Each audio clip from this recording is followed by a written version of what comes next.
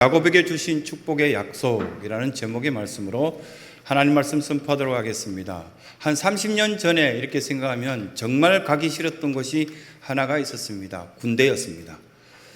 지금 또 보면은 청년들이 정말 가기 싫은 곳이 하나가 있다면 군대인 것 같습니다. 군에 다시금 들어가게 만든다는 그런 생각을 가끔씩 해보면 끔찍하다라는 생각이 듭니다. 전역하고 나서도 가끔씩 보면 꿈에 다시금 입대하는 그런 꿈을 꾸면 갑자기 깜짝 놀라서 새벽에 깰 때가 있습니다.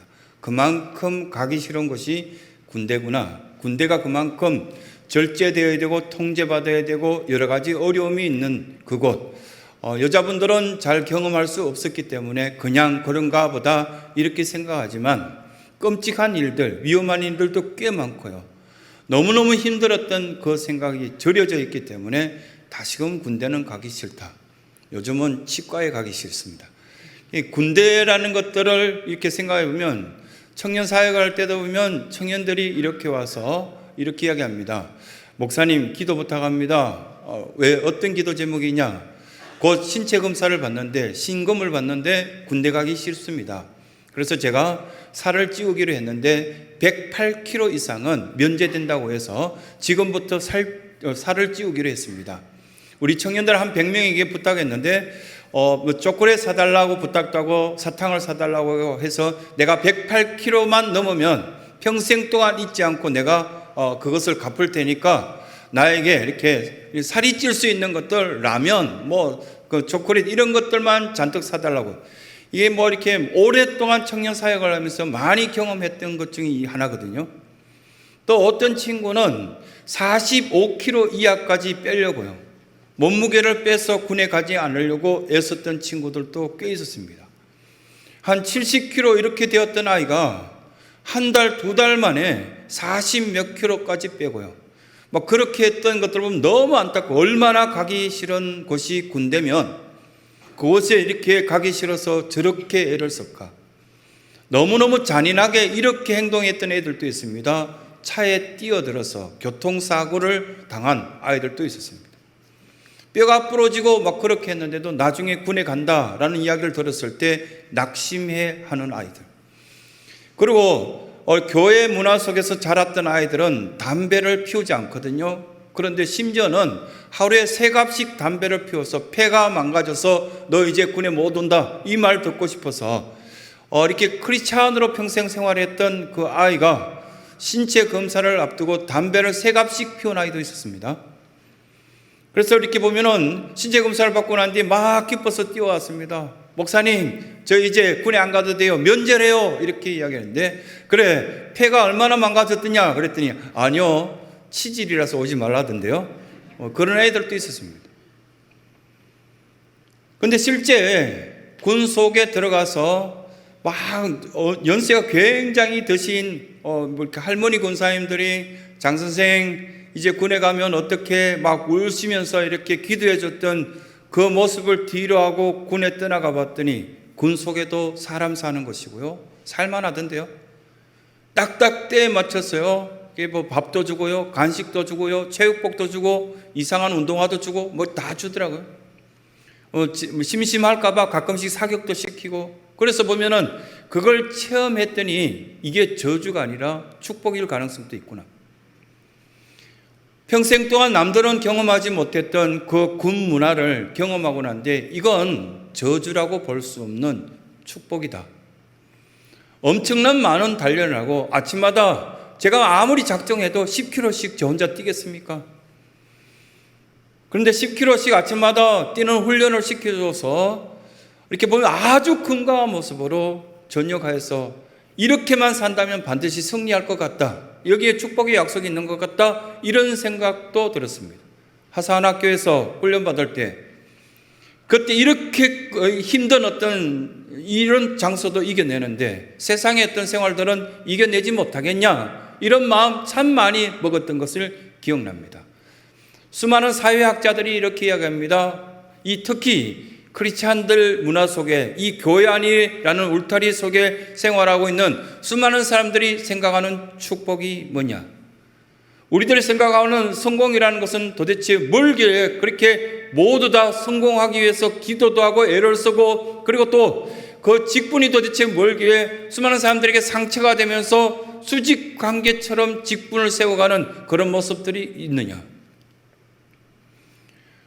이런 어떤 커밍 워크라는 사람이 사회학자가 이야기한 것처럼 우리들의 어떤 삶 가운데 보면 성공이라는 것들을 들여다보면 별것 아닌데 그냥 새끼 먹고 하나님의 은혜 속에서 평안하게 지내는 것, 마음이 울렁거리지 않고 편안한 것, 이것들이 진정한 어떤 삶이고 행복인데, 우리들은 뭔가 가지려고 하고 쟁취하려고 하고 그리고 인정받으려고 하는 그 어떻게 보면 인정받은 욕구 때문에 너무 많은 상처와 어려움이 우리 가운데 있다는 겁니다. 커밍 워크라는 이 사회학자가 말하는 그 성공이라는 것들 이야기하는 것들 속에 첫 번째 지혜, 이건 우리가 가질 수 없거든요. 하늘에서 우리에게, 하나님 우리에게 주시야만 가질 수 있는 게 지혜고, 두 번째 지식은 우리가 노력하면 얼마든지 가질 수 있는 것이 지식입니다. 하루 종일 습득할 수 있는 것이 지식이고, 지금은 스마트폰 딱 하나만 갖고 있으면 모든 것들을 다 알아낼 수 있습니다. 이것으로 통하여서 이제 지식을 얻게 되면 성공할 수 있다. 이건 사회학자들이 오랫동안 이야기했던 것들인데 실제 이것은 이미 퇴색된 지 오랜 것 같다. 그런 어떤 생각들이 들고요. 세 번째, 오랫동안 어떤 수많은 역사가 흘러왔지만 기술, 스킬, 이 기술이 이렇게 다른 사람보다 뛰어난 사람들은 성공했다라는 이야기를 합니다. 근데 앞으로는 운전도 이렇게 보면 자율주행, 로봇가 할 수도 있고요. 모든 것들이 보면 사람들이 하지 않는 것들이 굉장히 많아집니다. 이 스킬, 기술도 성공의 요소가 되지 않을 가능성도 있습니다. 하지만 인류의 역사 가운데 변하지 않는 성공이라고 말하는 것, 당장 내 옆에 있는 사람이 왜 좋은가 물어서 봤을 때 이 우리 크리스찬들이, 특히 우리 신성교회에 있는 모든 사람들이 하나의 공통적으로 이야기하는 게 하나가 있습니다. 그 사람 좋은 이유가 태도입니다. 태도. 그 사람 보면 태도가 보면 겸손한 것 같아, 마음을 잘 받아들이는 것 같아, 말이 서로가 이해되는 것 같아, 내 마음을 이해해 주는 것 같아 라는 그 태도를 보면 성공할지 안 할지를 충분히 알 수 있다는 겁니다. 크리스찬으로 성공할 수 있는 사람, 기도하는 태도 보면, 말씀 듣는 태도 보면, 말씀에 묵상하는 태도 보면 충분히 알 수 있다는 것, 우리는 이미 익히 잘 알고 있는 내용 아니겠습니까? 성경의 어느 구석도 이 모습들은 역력히 우리에게 정언하고 있고 교훈해주고 있습니다. 말씀을 듣는 태도 보면 부모의 말씀을 듣는 태도, 그리고 선생님 말씀을 듣는 태도, 이 태도 보면 그 아이 될 것 같다, 되지 않을 것 같다, 그 정도 모르시겠습니까? 다 압니다. 저 복장으로 공부하러 간단 말이야, 저 옷은 입은 태도로 예배 드린단 말이야, 이 태도는 매우 중요한 것 같다. 이 사회학자들이 이야기한 것이나 성경이 이야기하는 내용이나 아주 비슷한 내용들이 많이 있습니다. 그런데 우리 인생을 비참하게 만드는 것 중에 하나가 뭐냐면 우리가 뭐가 복인지 모른다는 겁니다. 대부분 다 많은 사람들이 보면 복을 이야기합니다. 이렇게 되면 복이 있다, 저렇게 되면 복이 있다. 건강의 복은 우리가 상식적으로 알고 있는 것 같고요. 그런데 어느 정도 건강하면 복이 될 것 같습니까? 혈기를 낼 정도로, 남을 때려서 이길 정도로 건강하면 복될 것 같습니까? 저주입니다. 남들을 도와주고 세워주고 똑똑한 지식으로 유익한 어떤 이야기를 해주고 그렇게 하면은 참 좋은 지식이고 건강인데, 그것으로 통해서 남을 해치거나 하거나 아니면 따지거나 아니면 여러 가지 어떤 비참한 어떤 모습들을 보여주면 오늘 또 불행하고 내일 또 불행하고 인생 전체가 불행한데 그게 무슨 축복입니까? 저주죠. 우리는 해마다 한 해가 바뀌어가면은 송구영신 예배 딱 드리고 난 뒤부터 첫 번째 하는 말이 뭡니까? 새해는 복 많이 받으시기 바랍니다. 새해 복 많이 받으시기 바랍니다. 이런 어떤 선포를 하고 시작합니다. 그럼 새해에는 어떤 복이 우리에게는 복이라고 그렇게 생각하십니까? 크리스찬들이 복에 대한 개념이 뚜렷해야 되는데 이 복에 대한 어떤 생각들이 잘못되어졌을 때, 방향이 잘못되어지면 열심히 달려갈수록 심각하다는 겁니다. 오늘 우울한 감정 속에 불행했고 내일 또 우울한 감정 속에 불행하고 또 복수하고 싶고 저주하고 싶은 그 생각들로 계속 이어진다면 가진 것이 자체가요, 소유 자체가 저주고요, 불행한 어떤 인생 받게 되지 못한다는 거예요. 책 많이 읽어서 교만하면요, 그건 하나님을 등지고 옆에 있는 사람들과 태도를 볼 때 저주스럽다. 그래서 그 사람들은 오히려 가진 지식이 저주스럽다. 그렇게 보지 않겠습니까? 그런데 우리가 생각하는 이 말씀들을 이렇게 생각해 볼 때 제2 선포대의 메시지를 듣고 그러면 돈이 필요가 없겠는가? 명예가 필요 없겠는가? 아니요. 믿음 좋은 사람, 수많은 사람들에게 영향을 줄 수 있는 그 나라의 최고의 리더 한 명만 나온다면 얼마나 멋지겠습니까? 한 나라의 총리는 업무 시간이 마치면 카트기를 밀고 마트에 가서 장을 보는 장면이 왜 그게 자랑거리가 돼야 됩니까? 이게 안 되니까요. 이게 안 되는 나라니까 상식이고 일반적인 어떤 태도여야 되는데 그 태도가 안 되니까 우리는 뉴스거리가 되는 거 아닙니까? 당연히 자기의 일상생활이 마치게 되면 업무 시간이 마쳐지면 일상생활로 들어가서 총리든 어떤 직위든 간에 마트에 가서 카트를 끌고 자기가 좋아하는 과자도 구입하고 이렇게 해야 되는 것이 복 있는 모습 아니겠습니까? 이걸 우리는 어떻게 생각하는지 몰라도 굉장히 성경적인데요. 돈 있어야 됩니다. 오직하면 예수께서 마태복음 6장 9절부터 시작해서 쭉 우리에게 말씀하실 때 주님께서 가르치신 기도 내용 가운데 일용한 양식, 우리에게 돈도 필요하다. 돈 있으면 장학사업도 하고요, 아이들도 세워주고 멋지게 이게 이 돈을 사용하여서 복 있는 모습 보여주는 것, 이 크리스찬에게 매우 중요합니다. 그러나 이게 다가 아니거든요. 그런데 이게 너무 원동치가 되어서 우리에게는 이것이 다 돈이 전부냐 우상이 되어버렸을 때 그 우상이 된 이 돈 자체가 저주기 때문에 그러지 말라는 것 아니겠습니까? 야곱에게 세우신 하나님의 말씀은 오늘 우리에게 들려주실 때 명예, 직분, 축복입니다. 목사로서 직분을 받고 평생 동안 물질을 탐하지 않고 살아야 되는데 여러 사람들 볼 때 저 인간 참 보면은 물질을 탐하는 저주받는 인생 같아 이렇게 보여진다면 얼마나 그 인생이 참으로 보면 참담하겠습니까? 성도들이 마음을 모아서 한 사람 세우는 직분자도 너무너무 귀하고요, 소중한데 세웠는데 기도 생활 안 되고요, 말씀 생활 안 되고요, 또 여러 사람들에게 찾아가서 위로하는 신방 생활 안 된다면 그 생활들이 얼마나 저주스럽겠냐, 이런 말씀들을 우리에게 하시는 거 아닙니까?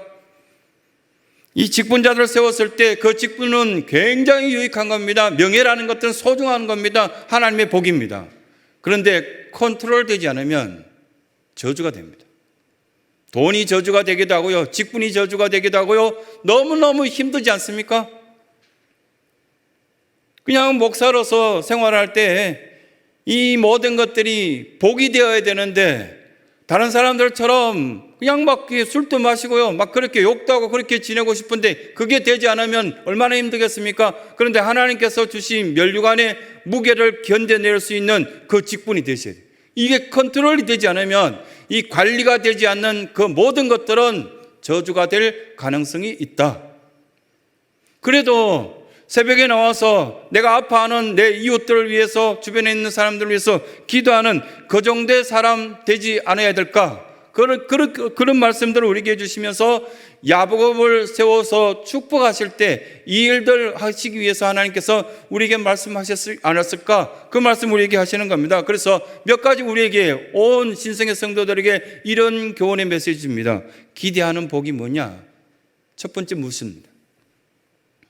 우리에게 말씀하시는데 너가 정작 이 예배 시간 나와서 복을 구해야 되고 하나님께 은혜를 입길 바라고 내가 축복의 통로가 되기를 바라야 되는데 그럼 기대하는 복이 뭐냐? 세상 사람들이 말하는 컨트롤 되지 않는 그 돈, 명예 이런 것들 바라고 있느냐? 선거철 되니까 뚜렷한 우리의 정체성과 우리의 약속된 어떤 말씀이 필요하지 않겠습니까? 그러면서 10절에 이렇게 말씀합니다. 야곱이 브엘세바에서 떠나 하란으로 향하여, 그럼 브엘세바는 어디입니까? 성경의 상식적인 어떤 내용인데요. 어떤 믿음의 사람도 보면 자꾸 브엘세바를 자꾸 이야기합니다. 이스라엘의 가장 남쪽이기 때문입니다. 가장 남쪽, 우리나라로 치면 저 해남, 이렇게 통영 이런 쪽입니다. 거기에서부터 하란, 이 백두산입니다. 헐몬산이 있는 그 근처, 저 남쪽에서 저 북쪽으로 지금 야곱이 가고 있습니다. 왜 가고 있습니까? 하필 다른 어떤 지역도 많은데 우리로 가라면 어디 가겠습니까? 예루살렘으로 안 가겠습니까? 사람들이 많고 이왕이면 서울로 가서 거기에 직장 생활도 할 수 있고 일자리가 있는, 돈이 있고 이렇게 즐길 것이 있는 그곳으로 가야 될 텐데, 왜 야곱은 10절 말씀에 출발하면서부터 브엘셀바에서 떠나서 하란으로 가고 있다는 거예요. 하란은 다른 어떤 앞에 있는 창세기 말씀들 가만히 들여다보면 갈로 치고 뭐라고 우리가 읽어야 되냐면 바다나람, 자기 외가 식구들, 야곱을 굉장히 귀하게 여겨줬던 외가 식구들이 살고 있는 바다나람, 그곳으로 가고 있다. 왜 가고 있냐? 도망가고 있다. 그 도망가고 있는 이유 중에 하나가 다 기억하고 있듯이 쌍둥이였는데, 형이 에서가 있었고요. 그 에서의 모든 축복권을 자기가 빼앗아서 지금 도망가게 된 겁니다. 자, 그러면 왜 축복권을 빼앗아야 될 만큼 이 야곱에게는 그것이 절실했는가? 이스라엘 문화나 우리나라 문화나 비슷해요. 명절날 여러분, 제 같은 경우에는 막내입니다. 집에 가면요, 저희 어머니부터 시작해. 어머니가 온라인으로 설교를 듣고 계실지 모르겠는데 좀 섭섭한 게 뭐냐면 오직 형입니다. 형. 오직 장남만 오면은 다 왔다 그래요. 그러니까 가끔씩 막내가 오늘 어머니 모시고 가서 장도 보고 대접도 하고 맛있는 것도 제가 다 대접했는데 왜 형만 찾냐? 이렇게 말하면은 5 손가락 물어서 안 아픈 게 있냐? 이렇게 이야기하시는데, 어느 쪽 더 세게 묻냐 따라서 달라요. 그렇게 이야기하기도 하는데요. 우리나라 문화나 이스라엘 문화나 장자의 문화, 첫째 아들에 대한 문화 엄청 심합니다. 모든 권리와 모든 재산은 첫째 아들에게. 그렇게 하자 야곱이 저 축복권만 나에게 오면 너무너무 행복하겠다. 왔는데 그때부터 컨트롤할 수 있는 힘이 없고, 실제로 인정하지 않는, 하나님이 인정해야 되고 아빠가 인정해야 되고 다 인정해야 되면 이게 축복인데 인정치 못하니까 도망가야 돼요. 저주스러워졌습니다. 이런 일들은 우리에게도 있지 않겠습니까? 나에게 준비된 그릇이 없는데, 그런 어떤 것을 담을 수 있는 힘이 없는데 이걸 기대하고 있는 수많은 사람들이 있지 않겠습니까? 그 장자의 축복권, 내가 저 직분 가졌으면 좋겠다. 컨트롤 되지 않으면요, 그 직분 받으시면 저주가 될 가능성도 있습니다. 빼앗아서 가졌으면 좋겠다. 빼앗는 순간 어떻게 하시려고 그래요? 가진 그 순간부터 너무너무 힘들 수도 있습니다. 도망가는 날에 야곱은 브엘세바에서 첫째 날 어디까지 갔다라고 성경에 오늘 본문이 나옵니까? 루스까지.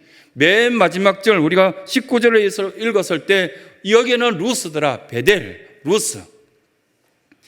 이 루스는 지도를 이렇게 찾아보고 여러분들이 이렇게 뒤져보면 어느 정도 이해하면 좋겠냐면 60km 정도 떨어진, 브엘세바에서 60km 떨어진 북쪽으로 올라갔습니다. 60km면 여기서 어딘지 아세요? 화성휴게소요. 설교 준비 다 하고 막 뒤져요. 그래서 60km가 어디냐? 이 화성휴게소가 우리 교회에서 63km 떨어져 있거든요. 그리고 조금 더 지나가면은 실제로 여기는 직선도로로서 60km 루스까지인데요. 구불구불한 길로 다 가면은 제 방에 있는 책에는 어떻게 설명되어 있냐면, 이 루스는 브엘세바에서 뭘 쭉 설명이 나와 있는데 도하바에서 계산해 보면 83km 정도 나오더라고요. 당진까지 가요. 그걸 하루 만에 걸어갔다고요. 새벽에 이렇게 해가 뜨자마자 막 걷기 시작해서 거의 쉬지도 않고 먹을 것도 없고요, 물도 없고 이렇게 먹을 만한 음식도 없는 그 가운데 야곱은 살기 위해서 도망가야 되니까 열심히 걸어서 하루 만에 건 80km 걸어갔다고요. 가능합니까? 군 생활을 해보신 남자분들은 아실 겁니다. 보통 일반적인 보병들이 하루 행군할 때, 훈련할 때 40km에서 조금 더 가면 50km 갑니다. 특수훈련을 받을 때 약 50km 가고요. 그보다 좀 더 심할 때 60km까지 갈 수도 있죠. 근데 거의 못 갑니다. 50km 정도 가고 쉬게 만듭니다. 50km 정도 가면요, 발 뒤쪽이 다 까지고 난리 납니다. 이렇게 보면 신발 밑에 있는 못이 올라와서 막 찔러대기 시작합니다. 그때부터 얼마나 괴로운지 모릅니다. 심지어는 양말을 2개 신는 아이들도 있고요, 그 양말에 비누칠하는 아이들도 있고요, 막 그렇게 이 마찰 열을 줄이기 위해서 애를 씁니다. 그런데 야곱이 60km 왔다고요? 마라톤 들판을 정쟁 승리의 기쁨을 빨리 알리기 위해서 42km를 뛰어와서 우리나라가 전쟁에서 이겼습니다라는 소식을 전하자마자 이 마라톤 들판을 질러왔던 그 병사가 죽었지 않습니까? 그만큼 먼 거리, 하루 만에 갈 수 있는 그 거리가 50km 안 된다는 거예요. 근데 42.195km를 뛰어와서 소식을 전하고 죽었다 해서 그 이후로부터는 대회를 열어서 마라톤을 기념하고 있지 않습니까? 급하게 루스까지 왔는데 이 야곱에게는 이미 해가 졌고요. 해가 지자마자 너무너무 피곤하고 온몸이 갈기갈기 찢겨지는 듯한 느낌이 오니까 야곱이 잠을 청합니다. 그런데 뭘 베고 잤다고 합니까? 돌베개요. 어느 때 이렇게 돌베개 자겠습니까? 얼마나 피곤하면, 얼마나 힘들고 괴로우면 돌베개를 베고 자게 했습니까? 그냥 지치니까요. 사실 베개 없는 게 낫지 돌베개를 베고 자는 거, 이거 정말 힘든 일이거든요. 그만큼 어렵고 힘든 상황이란 것을 설명하기 위해서 돌베개를 여기 기록해서 불편하고 초라하고 소외당하고 외로운 처절한 모습을 돌베개라는 것을 통하여서 설명했습니다. 여러분 마음을 아시는 분은 누굴까요? 저는 1%도 이해 못합니다. 성격도 이해 못하고요. 벌써 12년째 여러분하고 살고 있는데 아내랑 한 30년 살았는데 잘 모르겠던데요. 그런데 사람들이 이해해 줄 것이라고요. 그래도 부부가 어느 정도 이해됩니다. 왜냐하면 거의 다 참아주니까. 하나님이 거의 다 우리를 다 알고 계신데 하나님께 이 모든 것을 드리고 나에게 있어서는 가장 큰 복이라면, 기대하는 복이라는 것은 하나님께 있다는 것, 이걸 인정하시고 이걸 기대하고 이걸 결정하셔야 되는데 사람에게 포커스를 맞추고 주파수를 맞추려니까 계속 잡음만 들려고 계속 괴로운 거 아닙니까? 그래서 첫 번째 우리에게 이런 교훈의 메시지를 주십니다. 기대하는 복이 뭐냐? 이렇게 물으실 때 저는 오직 주님께 이 복이 있는 줄 믿습니다. 그렇게 고백하는 겁니다. 두 번째 우리에게 말씀합니다. 헛된 꿈을 버리면 하나님이 보이기 시작합니다. 왜 우리가 이렇게 하나님께서 널려있는 복들을 쭉 주셨는데 마치 아이들에게, 꼬맹이들에게 부모가 너 뭐 잡을래? 돌잡이 할 때처럼 이것도 주시고 저것도 쭉 깔아놓는데 아이들 눈에는 자기가 좋아하는 거 하나만 보이잖아요. 그런데 대체로 요즘 아이들은 쭉 깔아놔도 아무것도 집지 않습니다. 엄마가 집어다 죽으니까. 이미 이게 12달밖에 살지 않았는데도 아기들도 알아요. 엄마가 집어서 갖다 줘야 돼요. 그 정도로 잘 안 집어요. 13절에 뭐라고 말씀하시냐면 이렇게 나오고 있습니다. 본즉 여호와께서 그 위에 서서 이르되 나는 여호와니 너의 조부 아브라함의 하나님이요 이삭의 하나님이라. 내가 누워 있는 땅을 내가 너와 내 자손에게 줄. 너 지금 누워 있는 땅 나한테 줄 거야. 그런데 여기에 뭔가 빠져 있는 것 같지 않습니까? 아브라함의 하나님, 이삭의 하나님, 뭐가 빠져 있습니까? 야곱, 너가 이제 이 축복의 통로가 될 거다. 이 말씀 지금 13절에 하는 것이거든요. 이 말씀 하시면서 13절에는 너가 아브라함처럼, 이삭처럼, 그리고 너가 이제 축복의 통로가 될 것이다. 여러분 말씀이 되셔야 합니다. 그래도 이 성전에 와서 이렇게 보면 오미크론이 난리치고 온 성도들이 아파하고 힘들어할 때 나는 그래도 건강을 지켜주셔서 예배 드릴 수 있는 이 처소에 나올 수 있는 이 자체만으로도 너무 감사한데, 그래서 나는 아브라함처럼 이삭처럼 내 자신이 그 이름이 거기에 들어가서 나는 축복의 통로되는 야곱처럼 인생을 살겠습니다. 그 메시지를 받아들이라. 이 말씀 지금 하고 계시는 겁니다. 14년 동안 아내를 얻기 위해서 고생했죠. 근데 이것이 헛된 꿈인지 몰랐습니다. 7년 동안 고생하고 나니까 그 외삼촌 라반이 속여서 첫째 딸 레아를 먼저 줬죠. 성경에는 그렇게 기록되어 있습니다. 너무너무 낙심되고 속상했습니다. 하지만 자기가 책임져야 될 그 사람들이 헛된 꿈 속에서 하나가 생겼습니다. 레아. 두 번째, 또 7년을 고생했더니 정말 자기가 좋아했던 라헬을 얻었습니다. 자, 그러면 이렇게 상상해 봅시다. 신성의 사랑하는 성도들이 우리 모두가 이렇게 기도하고 기도했던 것들, 그 직위를 얻으면, 그 사람을 얻으면, 그 물질을 얻으면 영원히 행복할 수 있느냐? 내가 기대했던 대로 될 것인가? 없습니다. 안개와 같습니다. 여기서 그 말씀하시는 겁니다. 14년 동안 고생해서 라헬을 얻었더니 라헬도 그냥 사람입니다. 결혼한 지 30년, 40년 된 우리 사랑하는 성도 여러분, 아내를 보면 연애할 때처럼 지금도 가슴 뜁니까? 그렇게 우리 권사님한테 여쭤봤더니 아직도 우리 그 남편 된 집사님 보면 가슴이 뜁니까? 이랬더니 가슴 계속 뛰면 죽죠. 이렇게. 지금은 그냥 정으로 내가 사랑해야 될 남편이 있으니까, 그래도 있으니까 얼마나 좋냐, 이렇게 보는 것이 정상 아닙니까?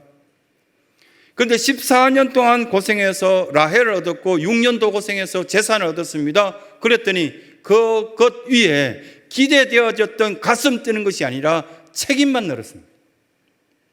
책임져야 될 자식이 12명 생겼고요. 그 가운데 앞에 있는 자식들이 막 이렇게 막내를 향해서 죽이려고 애쓰고요. 막 그런 어떤 형제들의 문제가 그 집안에 끊임없이 생깁니다. 하필 왜 편애했는지 모르겠어요. 요셉만 사랑하여서 야곱이 요셉 사랑한 것들 형제들 눈앞에 다 보여주니까 그 형들은 이 요셉을 죽이고 싶어 했습니다. 이게 복이 있냐고요. 헛된 꿈을 딱 걷어버리고 베델에 딱 도착하니까 그때부터 시작해서 하나님이 보이기 시작하면서 제대로 된 복을 경험하기 시작했어요. 한 여인이 탈무드에 보면 우유 항아리를 들고 집에서 짐승들이 짠 그 우유를 들고 시장에 팔러 가다가 처음에는 이렇게 상상합니다. 이제 이 우유를 시장에 가서 팔면 계란을 먼저 구입해야지. 계란이 곧 부화되어서 병아리 될 거야. 병아리는 곧 이제 막 내가 잘 키워서 염소를 구입하고 염소를 잘 키워서 돼지를 구입하면 될 거야. 돼지를 팔아서 모든 동네 총각들이 이렇게 눈이 뿅 갈 정도의 나는 멋있는 옷을 입고 나가면 모두 다 나를 좋아하고 싶어서 막 사랑하고 싶어서 가까이 오겠지. 그거 상상하다 넘어져서 항아리를 깼다는 거예요. 이것이 우리의 인생이라고요.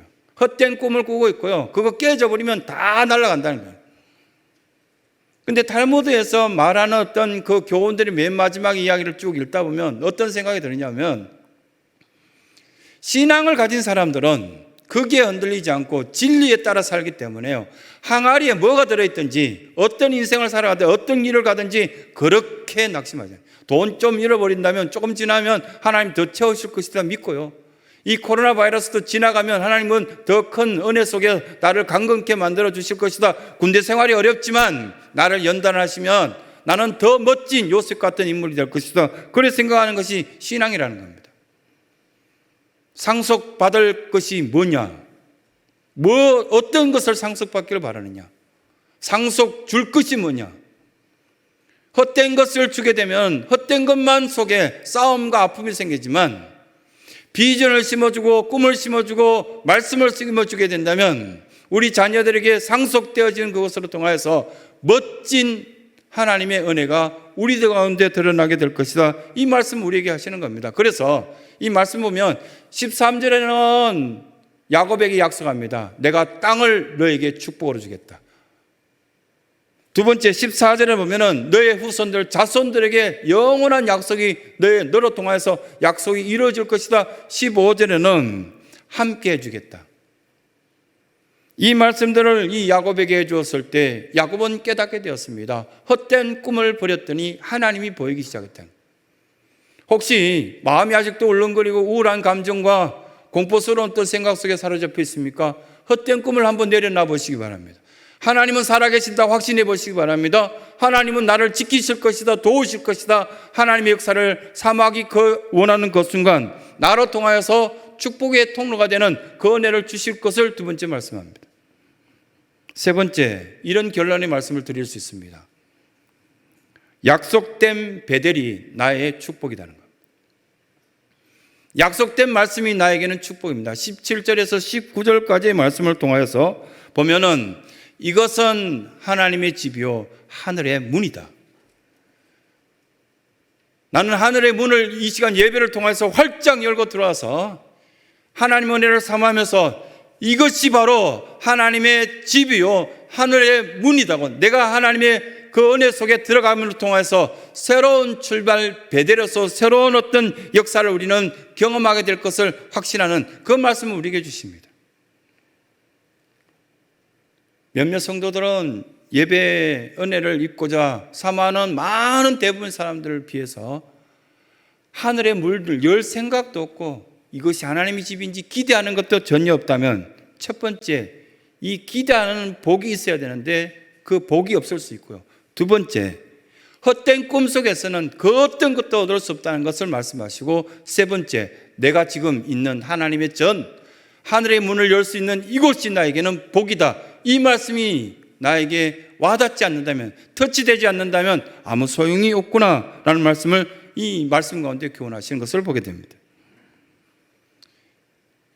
가끔씩 건강이 나빠지면 체질 개선했으면 좋겠다 생각하거든요. 그러면 신앙의 체질은 개선되지 않아도 될까요? 기도하는 체질을 바꿔야 될 텐데, 말씀을 듣는 체질을 바꿔야 될 텐데, 내가 돈이 모여줄 수 있는 하나님께서 이 야곱에게 주신 돈의 명예에 대한 그 축복도 나에게 들어와야 될 텐데, 오히려 하나님의 뜻을 거절하고 등짐으로 통하여서 밀어내는 그 모습이 있다면 체질 개선해야 되지 않겠습니까? 예배의 태도, 찬양하는 태도, 그렇다면 사람들을 다 함께 하는 그런 태도. 이 복이라는 히브리어 단어로 볼 때는 아시레, 하나님이 함께 하시다, 임마누엘이라는 뜻이죠.